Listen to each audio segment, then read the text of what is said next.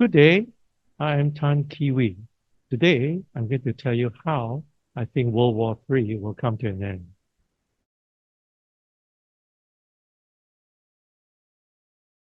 So let's begin.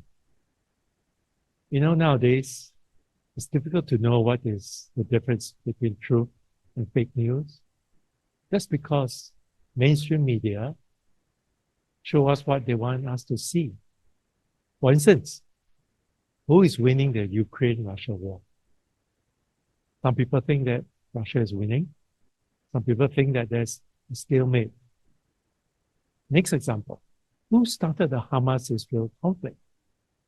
Some people think it's Hamas, and it started in October. But some people think, no, the roots go deeper. It goes back a few years. Again, who's behind the concert attack in Moscow recently? Some people will say, or want us to think that it's ISIS, but others think that it is the intelligence unit of Ukraine, Britain, and USA. The truth actually depends on our sources, where we get it from. Will it be mainstream media or social media? I say this because economic data can also be untruthful. You think that there's no inflation, when in fact there is, you suffer. When economists use such untruthful data, we can get the wrong projections. That's why in the next few minutes, my talk could be untruthful too, depending on my source. I want you to read this before I proceed.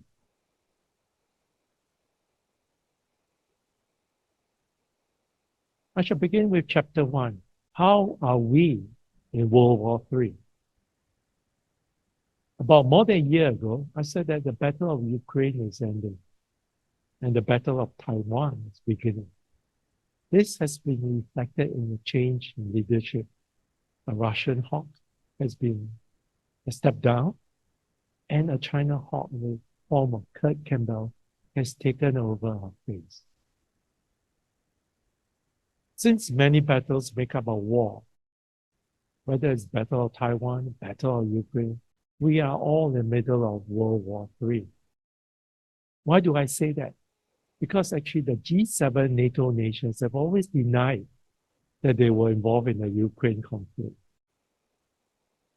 But all this changed in the month of February when a few German generals were caught discussing how to strike Russia using a German-made Taurus missile. They were actually planning to hit a bridge, Kerch Strait Bridge, which is actually Russian territory.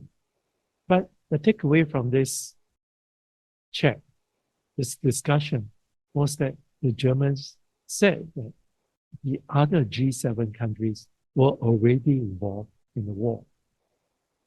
A few days later, it was reported that CIA has actually been building up 12 secret spy bases in Ukraine as a shadow war against Russia. A few days later, Macron said that he wanted to send French troops into Ukraine. What he said was actually what France has been doing for the past few months. And then a month later, there was this terrorist attack in this Moscow concert hall.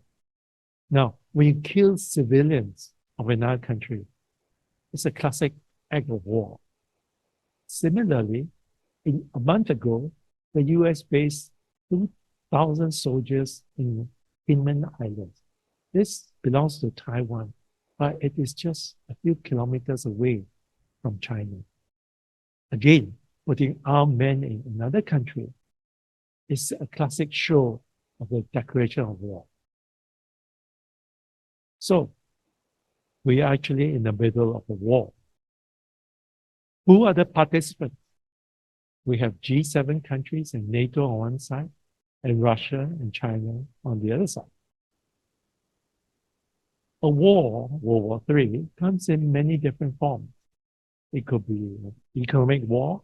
It started with sanctions against Russia 10 years ago, trade sanctions, tariffs against China by Trump in 2018, technology war, seizing, arresting the Huawei CFO, chip and phone bans, these are all part of the technological war. Military, of course, the Ukraine and Russian war is one, and the Gaza war, I'll explain later, it's also part of this world war. And of course, the psychology of it all. You come up with propaganda to dehumanize the other party. And of course, financial war, which is the moving large flows of money to destroy the other side's markets. For instance, Chinese stocks have been battered down in the past few months. In the meantime, Japanese stocks have hit way above its record just around 1990. Indian stocks are up. From an economist point of view, actually, there's no change to warrant such a bull run in India and Japan. You look at it, Chinese GDP growth rates are about the same, hasn't really changed much. Indian growth rates are still very good. It's 8%, it's big because the economy is smaller. And Japanese growth is as weak as ever. So why? Why did Japan and Indian stocks run up?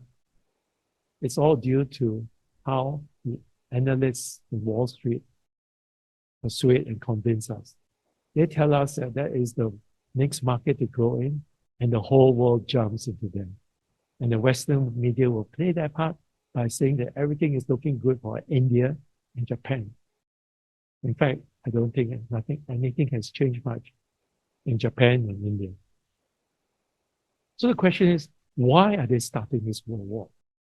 The answer is they want to maintain their brand of imperialism. And what is imperialism? That means it's a policy of gaining power over another country through colonization, through military force, or economic dominance. Let's go back to Economics 101. There is this factors of production. Basically, it's divided into land, labor, capital, and enterprise. From the imperialist point of view, the world can be divided into places with different factors of production. On one hand, capital, the US will produce, print the money. Entrepreneurship, no one doubts that they've been in the forefront of technology for many years. Okay? And so they wish to maintain that level, the control of capital and entrepreneurship. On the other hand, who provides the land? Well, Russia is a good example. It has a lot of untapped and cheap resources. And who provides the labor? China has always, well, for the past 40 years anyway, been the provider of cheap labor and efficient labor too. Now, the idea is this, because it stems from maybe after 30 years of their experience, because since the USSR collapsed in 1991, Russia has been a cheap and abundant source of raw materials. Western multinationals benefited tremendously from it. So Russia is a provider of land. China, since 1978, has been the provider of cheap and efficient labor. This is the ideal model of imperialism. You buy cheap materials from Russia, you get cheap labor from China, put them together. Of course, they come out with the design and packaging, and then you sell the finished products at a markup. But this brand of imperialism has been facing pushback in recent years. Both Russia and China thinks that there is a better way. In other words, you see, in the past, China would supply all the spare parts for the American manufacturers. This is what maybe the imperialists want. And now, yes, Tesla has come out with EV cars, but China has also come up with their own cars, and they want to compete. But this is not what the imperialists want. They want China to supply the spare parts, not to supply the finished cars in competition with American cars. So World War III started to maintain this ideal model of imperialism. So you have to get Russia into a fight. In fact, they've been trying to get Russia into a fight for the past 10 years because they thought that Russia was a pushover. Russia, according to this famous quote, is a gas station pretending to be a country.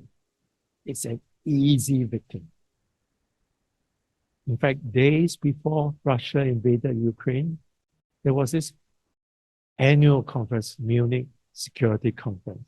There, they repeated that they wanted Ukraine to join NATO. This crossed Russia's red line. And so they started the war, which is what they wanted. Why do they want to start a war with Russia? The aim was to balkanize Russia. That means break up Russia into different countries, provinces, sectors, like in the 1990s when USSR broke up, because they would want to exploit Russian resources once again. But Russia proved unbeatable. So now they move on to the next target, which is China through Taiwan. What they have done, we have all observed, they've been stoking tension between the two China. They've been creating mayhem around China with their color revolution in Hong Kong, in Thailand. You know, you look at this, the umbrellas that they use, the helmets that they use, it seems that they all came from the same factory. And of course, stir up quarrels in South China Sea. And we have Philippines to be their men to stir up trouble over some blocks of islands in South China Sea. But this plan to provoke China, get China to start a war, slipped recently. Because in October last year, the Gaza conflict erupted. What happened was that when this erupted, their attention was diverted.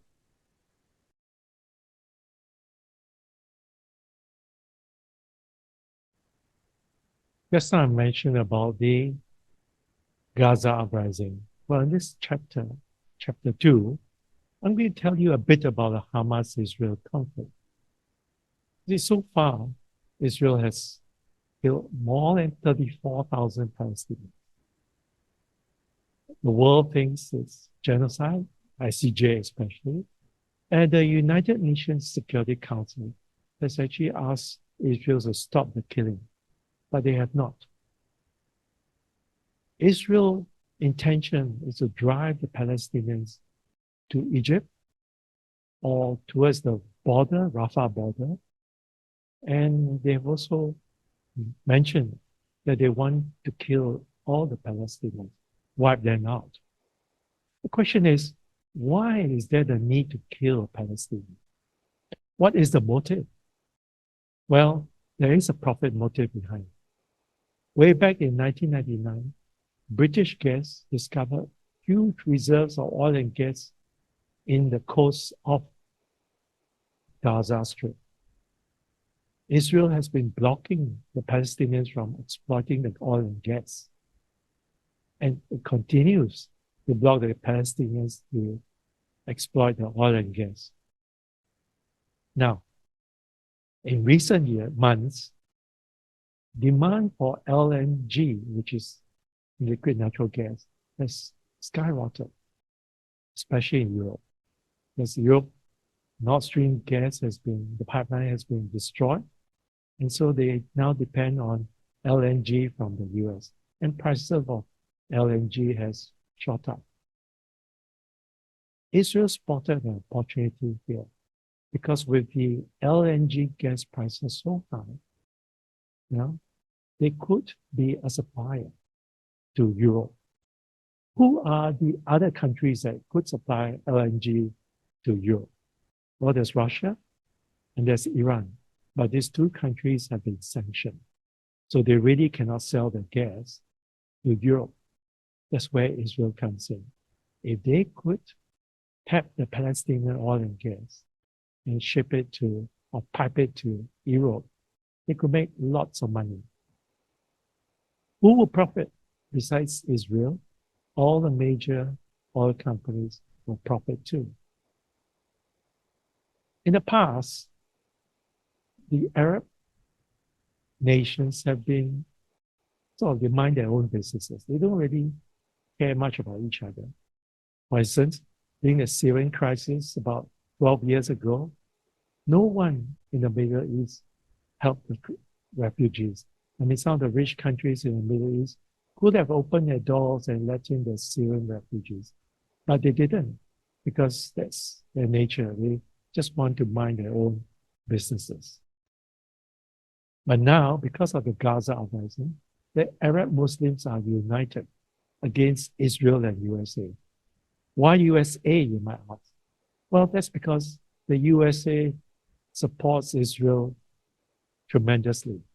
Besides supplying them with arms, they also support them with military operations. Why didn't OPEC retaliate against the US like they did in 1971? Well, things have changed.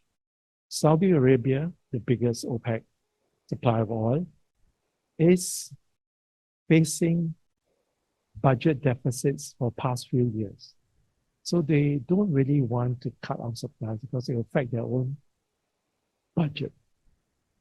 It's the same. Even if you try to cut off oil to the US has, over the past many years, developed their own oil and gas industry through shale oil. So any retaliation by OPEC against the US and Europe will not work well now. But they are responding, and they are attacking all the military bases in the Middle East through their proxies. Probably the biggest player now is the Yemenis, the Houthis. They've been attacking all the ships that are connected to the US NatWest. Can Israel's population of 10 million wage and fight a war against the Middle Eastern Arabs of 450 million? Apparently, depends. If it's a conventional war, Israel will lose out. That's because it's 600,000 soldiers are not really up to it, because half of them are reservists. Reservists means they have normal jobs, and now they've been asked to do the fighting. They are not trained for guerrilla war, and definitely not trained to fight against 450 million Arabs. So Israel has to depend, as always, on the US. And the US has always been a loyal supporter. Just a month ago, Biden said there's no red line on their support for Israel. So the question is, why is the US always supporting Israel? There are two answers. The first answer is that in America, there's a lobby called the American Israel Public Affairs Committee. They are very efficient. They managed over the years to get the Democrats and the Republicans to support anything that is Israel. The other answer is that it's not just that Israel wants America to help them. It's also because America needs Israel. Way back in 1986, Biden said this: they need Israel to help US strategic interests in the Middle East. Let me explain. Since the 1960s, for the US, you must control the Middle East, because at that time, it was the main source of oil for the world. And they had two allies, Saudi Arabia and Iran. With these two as their allies, the US managed to control all oil coming in and out of the Middle East. But something happened in 1979. There was this Iranian revolution, and the Shah was booted out. So Iran was no longer an ally. What the US did was, well, we have to find another ally. So besides Saudi Arabia, it was Israel. Israel became the other ally. Why? Again, because the Middle East is between China's ambition for its Belt and Road Initiative. You need to go through the Middle East to go to Africa. By controlling Middle East, you actually, in a sense, control or block China's BRI. But 2 years ago, China became Saudi Arabia's biggest importer and exporter. And hearing that the West would want to buy less from Saudi Arabia in the years to come because they're turning green, Saudi Arabia realized that their future lies with China. And so they are, in a sense, no longer the ally of the USA. So with Saudi Arabia out, Israel became the only ally of USA, or what they call the unsinkable aircraft carrier for the US. Besides the US, Europe also backs Israel. These are all the major leaders in Europe. Many, of course, see Europeans as US puppets. The question is, why do these Europeans support US? Well, to me, because the Europeans are facing a second end of empire moment. After the war, most of them lost their colonies and they passed the baton to the US.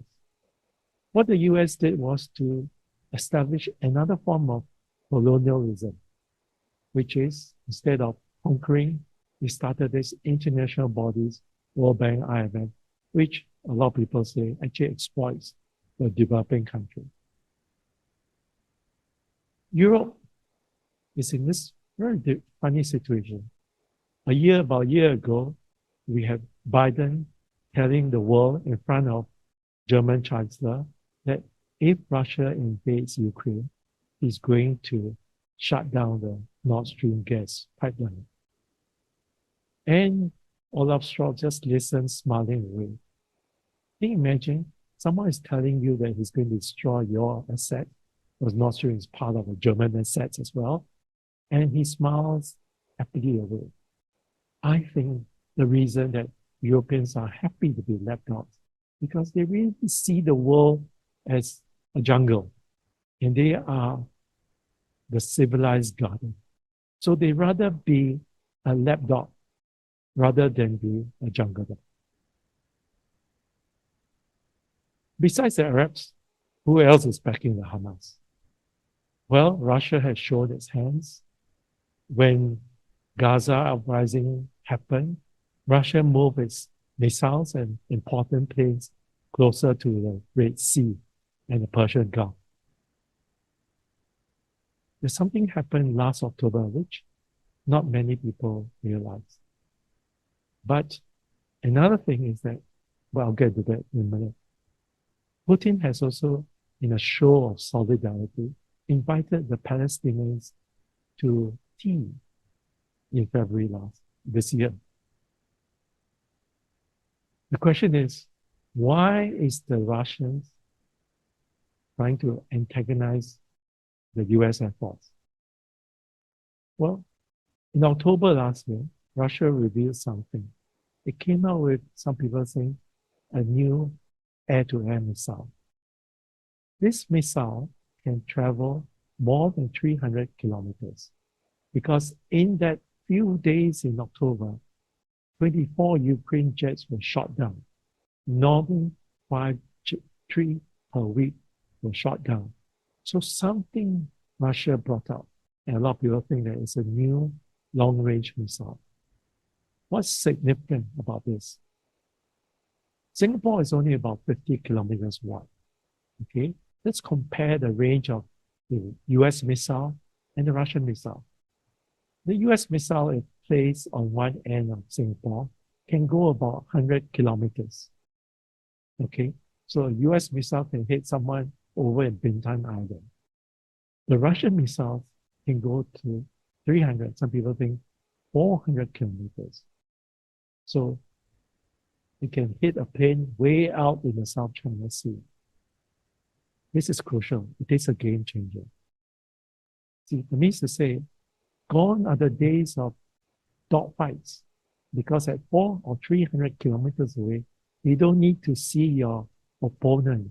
You can bring down his jet long before he spots you. It's like this scene from the movie Raiders of the Lost Ark. Indiana Jones was about to start a fight with a saber-rattling Arab. He took out his gun and shot him. Okay, if this new Russian missile exists, then the US planes will not be able to challenge Russian planes. Even if the US wanted to pick a fight, the US has got no ammunition to spare. This is a picture of a lot of gun shops in the US. They've run out of shells. The US has, over the past year or two, tried to double its production of artillery shells from 15,000 to 30,000 a year. But Ukraine uses 30,000 shells in 5 days. Israel is also using lots of shells. So the US is basically short of ammunition. To me, this is actually good news, because it means that Russia and US are unlikely to fight over the Middle East area. Only Netanyahu wants a wider conflict, but he has got his own agenda. That's why, looking at this, I think the outlook for Middle East is not that dark. Why? Because there's enough good news. Russia has so far been the neutral party, and it could be the mediator. In fact, a lot of the Arab nations have approached China to be the mediator in this Hamas-Israel conflict. So my forecast for this year is that Israel will probably be bogged down in Gaza and in the northern Hezbollah region. US cannot fight Russia if this missile is correct. It's also running out of ammunition. And another oil crisis is slim for us because the OPEC nations are not going to stop selling oil. They need the money. And lastly, if China steps in as a negotiator, then we are closer to a Palestinian state.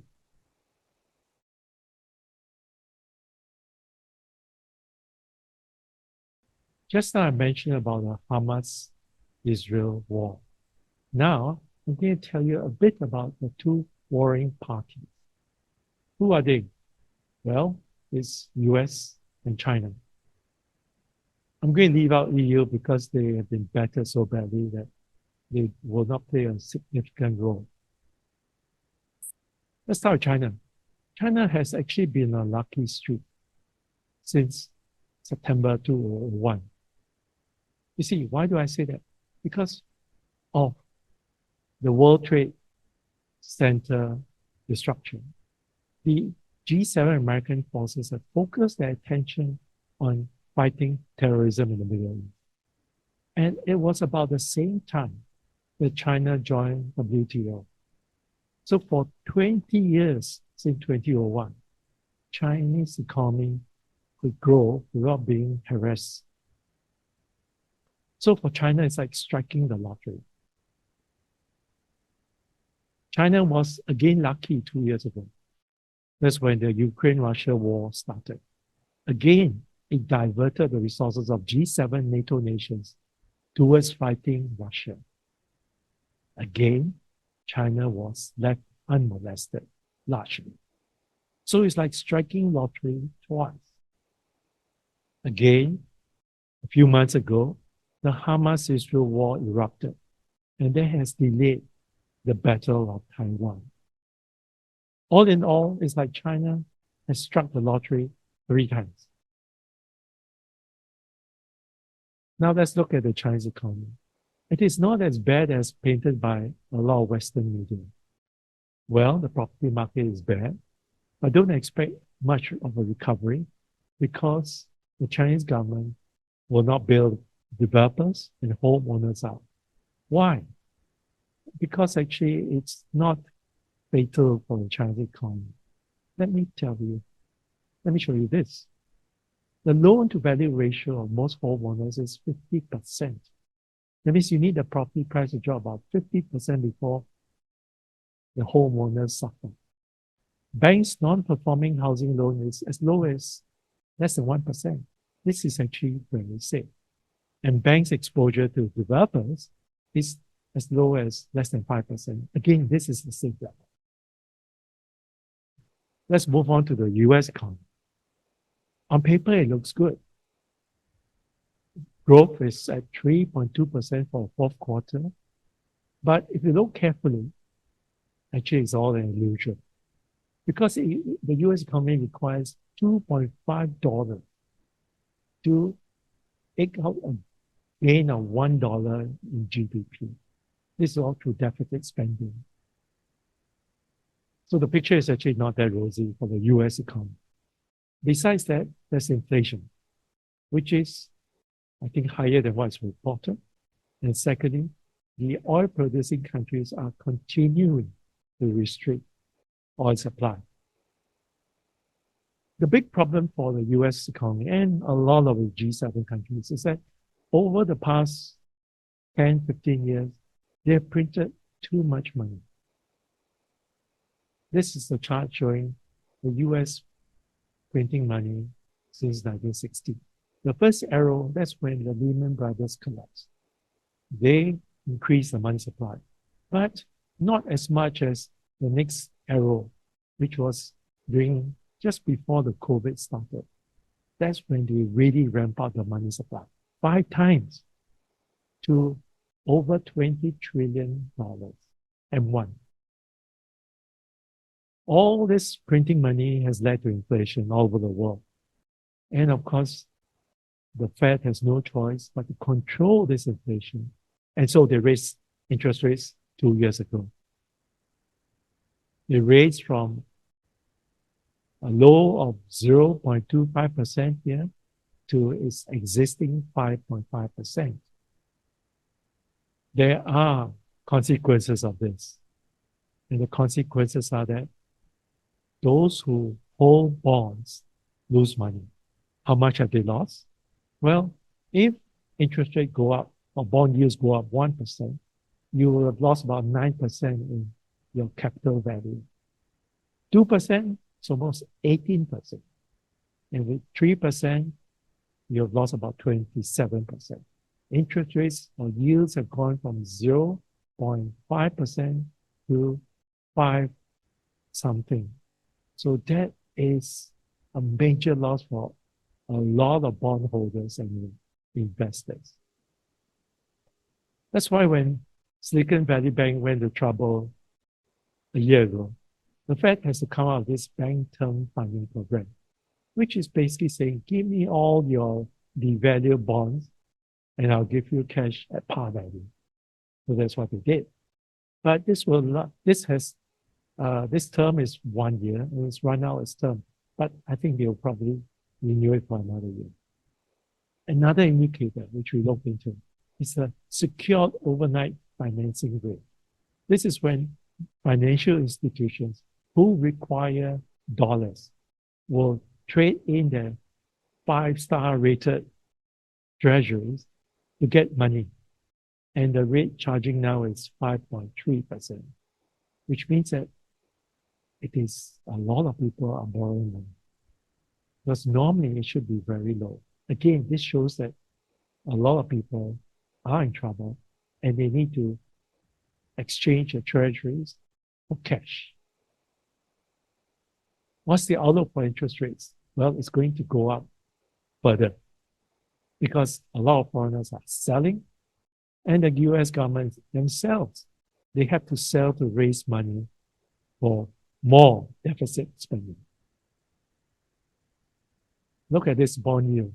It went to a peak of 5%, fell, but now it's creeping up again at 4.3%. So this is major damage for bondholders.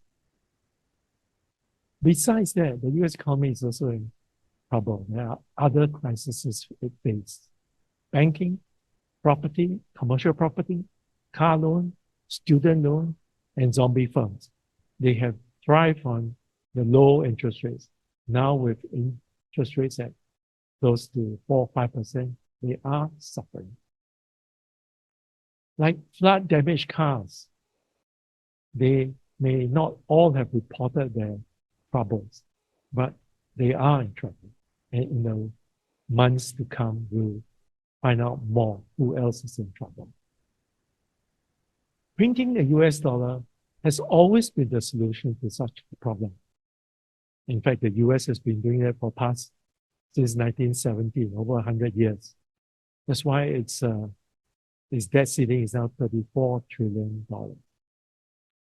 Like I said, this solution used to work, but going ahead, no more. Why? Because of de-dollarization.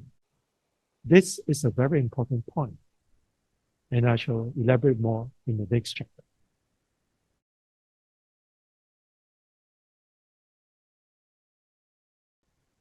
Just now I mentioned that one of the ways of solving the US problems is to print more money. But it won't work now because of de-dollarization. In this chapter, I'll tell you about de-dollarization and why it is part of World War III. I mentioned earlier that World War III comes in many forms: economic, trade, technology, military, psychological, and of course the financial, which is the large fund flows. But part of it is also de-dollarization. And so we have entered the second last chapter of the end of the US dollar about 2 years ago. This happened after the Ukraine-Russian war started. What happened was that the West imposed thousands of sanctions on Russia and stopped Russia from using the international money transaction service SWIFT. Now, this, can you imagine if you are a rich Arab or rich Chinese, your country goes into war with the G7 countries, and you are sanctioned, or your money has been frozen. This is definitely something to think about, because you think one way is to avoid this. It means to avoid using the dollar. This is de-dollarization. And it has gone worse. In the past few weeks, we entered the last chapter of the end of the US dollar. Why? Because Russian bank has $300 billion in assets all over the West. Not only have they frozen it, now the G7 countries want to seize it. So definitely, if you are not convinced, you will definitely be convinced that it's no longer viable to use the US dollar. It's like a bank robbing your money. Would you want to use the bank anymore? You wouldn't. So that's what's happening. So the question is, if everybody stops using a US dollar, then the US dollar will fall and plunge in value. But when will this happen? It won't happen unless there's an alternative. And when is this alternative coming up? When BRICS come out with their own currency. Well, they have no news, concrete news. They've been saying it for months. But one possibility is that, or certainty is that, Russia is ready to go to the gold-backed currency. But apparently not the other BRICS countries. Why? Because they all hold a lot of US treasury. Look at China. China has $700 billion in US treasury. If they were to go to a gold-backed currency, BRICS currency, this $700 billion the dollars could be worthless or fall in value tremendously. So of course, China is not ready to lose $700 billion immediately. It's the same. India has 200 billion, Brazil has 200 billion, Saudi Arabia has about 100 billion, and UAE has about 64 billion. The yellow ones are the BRICS currency. Why would they want to lose that kind of money? Well, Russia is the host of BRICS this year, and Putin will again push his de-dollarization agenda. His earliest would be this October, because that's when all the BRICS currency will meet in Russia for their annual meeting. It is possible that at this meeting, Putin might introduce his BRICS currency. He might. If it is based on gold, then of course it's well known because he's been pushing for it. But it could be, the new currency could also be based on blockchain technology. It's possible, but the thing is that if this happens to pass, then there will be an alternative for the US dollar. If the new BRICS currency is gold-backed, then of course a lot of people will want to switch out of the US dollar into this new currency. And foreigners hold more than $32 trillion of US financial assets. I'm not talking about properties, just financial assets. They might want to get out of it. And if just a fraction of $32 trillion of investors' money move out of the US dollar could fall dangerously low. And not only that, they will also dump the G7 currencies. Why?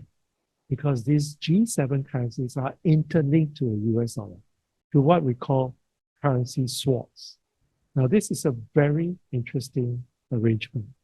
If let's say the Euro Bank wants to print more euros, if they print more, more euros means that euro exchange rate will weaken. So what they do is the Euro Central Bank will make an arrangement with the US Bank. We do a currency swap. So although I print, let's say, $1 trillion of euro, I will exchange it for US dollars. So the euro will not appear in the market, but the equivalent of 1,000 euros will appear in the market. So that's what's been happening the past many years. This is the US bank's effort to save the European banks as well, because they are also in trouble. So EU has now a nice deal, or rather they have had a nice deal with the US for a long time. The US supplies the military protection through NATO, and when they are in trouble, the US Fed will do a currency swap with the European banks.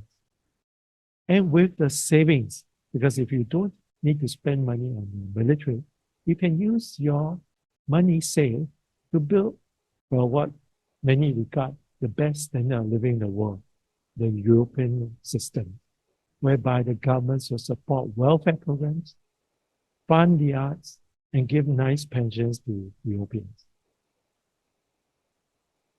Years of this printing of money, years of giving welfare programs to Europeans have now ballooned the debt of all the G7 countries.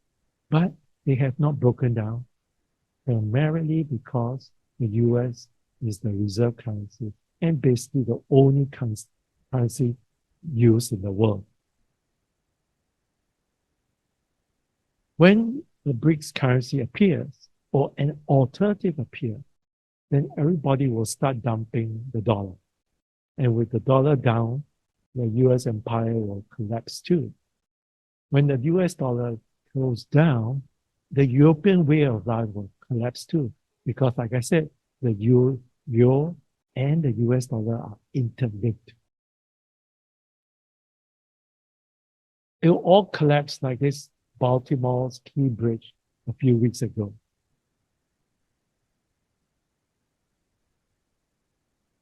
That's why you must understand the EU leaders are always supporting the USA.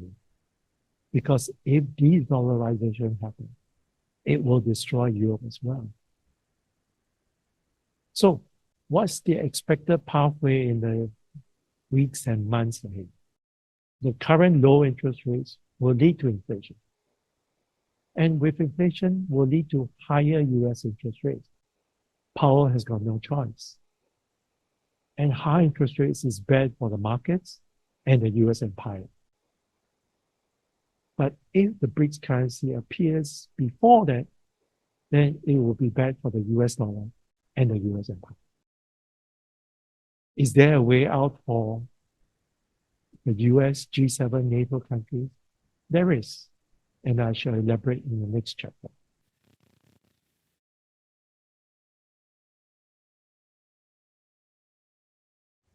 I just mentioned that de-dollarization will happen either through BRICS created currency or through natural de-dollarization.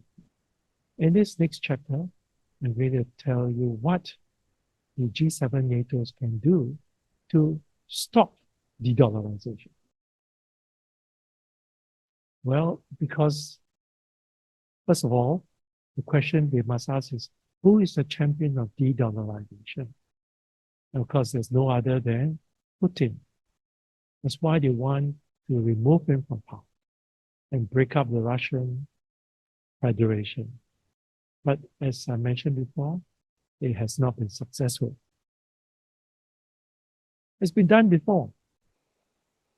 In 2006, Saddam Hussein wanted to sell oil in euros. He was removed, killed.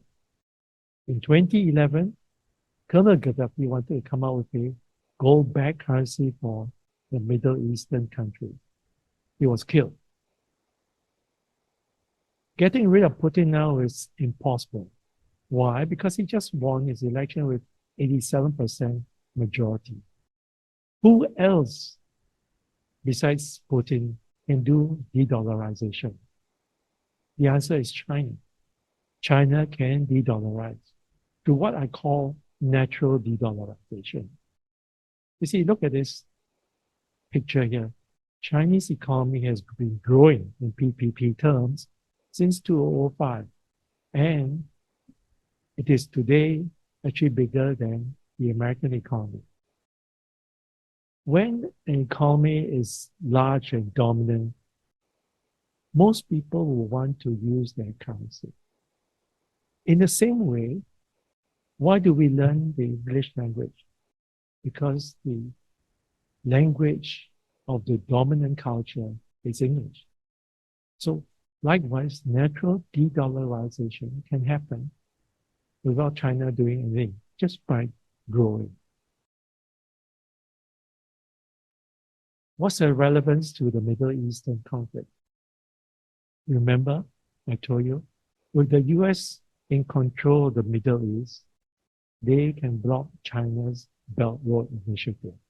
When you block China's Belt Road Initiative, you slow down China's growth. You slow down natural de-dollarization. Attempts have been made over the years to stop China from growing too fast. Tariffs, arresting the Huawei CFO, chip wars, labeling the virus a Chinese virus, instigating troubles in the South China Sea, and of course the latest is try to remove TikTok. When all this failed, and it looks like they have failed, the only solution is to have a battle against China through Taiwan. The neocons really believe that they can beat China like they did 120 years ago in the Boxer Rebellion. But if the war were to come, it won't be this year. There are 4 reasons why I believe the Battle of Taiwan will not happen this year. Number one, the US military is bogged down and short of ammunition. Number two, Biden is eyeing the November elections. He won't want to have a war on his hands in the middle of his election. Number three, China still, or rather the US needs China to continue to buy its treasuries. Janet Yellen was in China in early April to secretly get them to buy treasury. The fourth reason, which is quite also very important, but it's not widely reported, but this happened in December last year. There was a Chinese battle group moving from north to south. The US wanted to interfere with the passage. They brought the Nimitz battle group moving from east to west to try to disturb the Chinese battle group. What the Chinese did was to send their cruisers, one of the cruisers, towards the American battle group. Now, this cruiser is the latest. It has got 48 hypersonic missiles, and each battle group has about 35 to 40 ships. When the Chinese cruiser approached the US battle group, it turned on its radar and its targeting system. So all its 48 missiles were aimed at the US carrier group.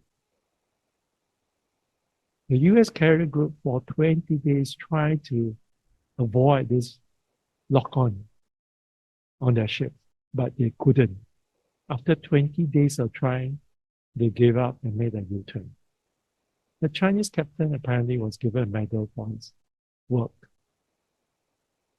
Now, if this news of this Chinese missiles and Chinese radar is true, it's a game changer. It's like, again, seeing from Raiders of Lost Ark. Harrison Ford against the saber-rattling Arab. Because if the Chinese cruiser is capable of hitting with a hypersonic missile, it will be way before the US carrier missiles or the US planes can hit the Chinese cruiser. It means if any war, conventional war, the US ships will be hit first before the Chinese ships can be hit. This is a game changer. So, if you can't beat China in a conventional war, the alternative is to beat China in a nuclear. And this is possible. You look at the chart on the left, Russia has about 5,000 nukes. US has also 5,000. So that's why the Russians and the US are don't want to have a nuclear war between themselves. But between the US and China, China has only about 400 or 500 nukes. If there's a war, a nuclear war, US can take out 5,000 cities and China can take out 400 cities. This threat alone might deter China from waging a war or surrendering. But will China actually surrender again? This is debatable. Now the question is, why would you want to start a war with China? What would a war achieve to save the dying dollar? Well, if you look at history, there are incidents that happened before. During the Second World War, a lot of Southeast Asian countries were using Japanese currency. When the Japanese lost and left, all their currencies became worthless. Now, if this were to happen between a nuclear war between US and China loses, the US would say, all right, now that you've lost the war, the renminbi is no longer legal tender, which means you cannot use it to trade outside China. Maybe within China, among Chinese, they'll trade using renminbi. But if you want stuff from overseas, you have to use hard cash. So at a stroke, all the Chinese workers will have to work very hard to produce things so that they can sell abroad and get the US dollar. So a nuclear war and a victory of the nuclear war over China can save the dying dollar. And not only that, it can also save the other G7 currencies, which are equally abundant. That's why when they talk of fighting for Ukraine, Taiwan, they talk about democracy and human rights. That is not the truth. What they are really fighting is they are fighting de-dollarization so that they can maintain their imperialistic position. In conclusion, and this is my last slide, World War III started in 2018 and is now in its last chapter. G7 NATO won't dare to fight Russia because Russia is military appears to be so much stronger than the G7 NATO. Between the G7 NATO and China, it looks like in a conventional war, China will win. But in a nuclear war, China could lose or surrender. If there's no war, then de-dollarization will proceed, either through BRICS or through natural de-dollarization. That is, when China grows bigger and its economy grows bigger, everyone will want to use the renminbi rather than the US dollar. So ultimately, it looks like both ways, unless a nuclear war is started, it will be a disaster for G7 NATO countries beyond this year, after the November election, or after the BRICS currency is introduced from October this year.